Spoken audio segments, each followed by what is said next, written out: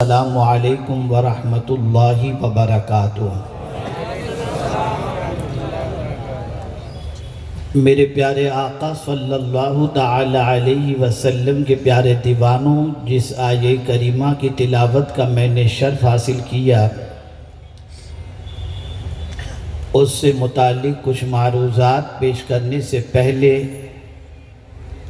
آقائے کریم رؤوف و رحیم علیہ التحیۃ والتسلیم کی بارگاہ بے کس پناہ میں جس طریقے سے میں پڑھا ہوں، عقیدت و محبت میں ڈوب کر اسی طریقے سے درود و سلام کا نذرانہ پیش کریں۔ الصلاۃ والسلام علیک یا رسول اللہ، الصلاۃ والسلام علیک یا حبیب اللہ، الصلاۃ والسلام علیک یا نبی اللہ، الصلاۃ والسلام علیک یا نور اللہ، وعلی آلک و اصحابک یا حبیب اللہ، صلی اللہ تعالی علیہ وسلم۔ میرے پیارے آقا صلی اللہ تعالی علیہ وسلم کے پیارے دیوانوں، تحریک سنی دعوت اسلامی کی عظیم سرپرست حضور مفکر اسلام حضرت علامہ قمرالزمان خان اعظمی صاحب سے آپ نے اور ہم نے ایک درد بھرا پیغام علالت کے باوجود وہاں سے انہوں نے بھیجا، جسے سننے کی سعادت ہمیں نصیب ہوئی۔ ان سے پیشتر محب گرامی حضرت مولانا ارشد مصباحی صاحب، وہ بھی علم کی اہمیت پر اپنا مافی الضمیر قرآن کی روشنی میں پیش کر رہے تھے، جسے سننے کا شرف آپ نے اور ہم نے حاصل کیا۔ ان سے پیشتر عالم اسلام کی ایک عبقری شخصیت، ممتاز الفقہا،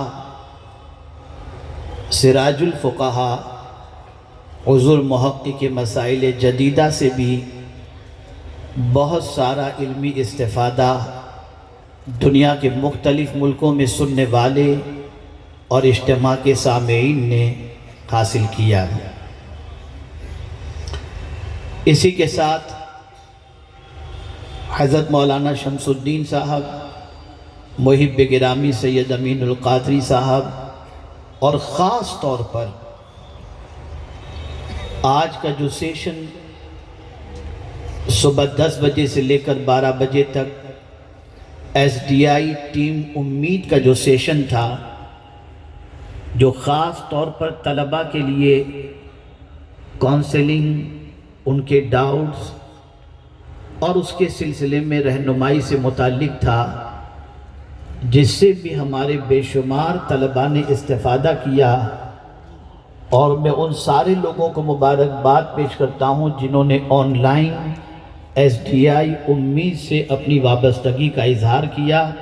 ایس ڈی آئی امید ان کا استقبال کرتی ہے۔ اب آئیے میں اپنے موضوع کی طرف بڑھتا ہوں، اور میں کچھ اپنے مافی الضمیر کو قرآن کی روشنی میں پیش کرنے کی سعادت حاصل کرتا ہوں۔ اللہ رب العزت جل جلالہ مجھے حق کہنے اور آپ سب کو حق سننے کی توفیق عطا فرمائے۔ ہماری توجہ ایک چیز سے کمپلیٹلی ہٹ چکی ہے اور ایک چیز کی طرف مرکوز ہو چکی ہے۔ دولت کی طرف توجہ چلی گئی اور جوانی سے توجہ ہماری ہٹ گئی۔ جوانی کی طاقت کیا ہوتی ہے اور جوانوں کی طاقت کیا ہوتی ہے، اسے قرآن و حدیث میں آج کے دور میں سمجھنے کی ضرورت ہے۔ کون سی قوم طاقتور ہے؟ طاقتور قوم کی آئیڈینٹی کیا ہے؟ طاقتور قوم کی پہچان کیا ہے؟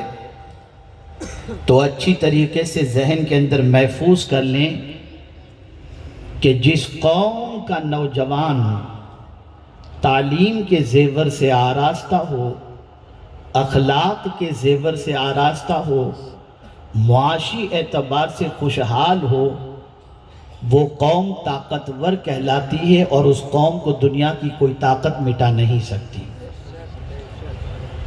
لیکن جس قوم کا نوجوان جہالت کی وادیوں میں بھٹک رہا ہو، گھٹیا کرداروں کا مالک ہو، بے روزگاری کا شکار ہو، وہ قوم زمین کے اوپر نہ باعزت رہ سکتی ہے اور نہ باوقار رہ سکتی ہے۔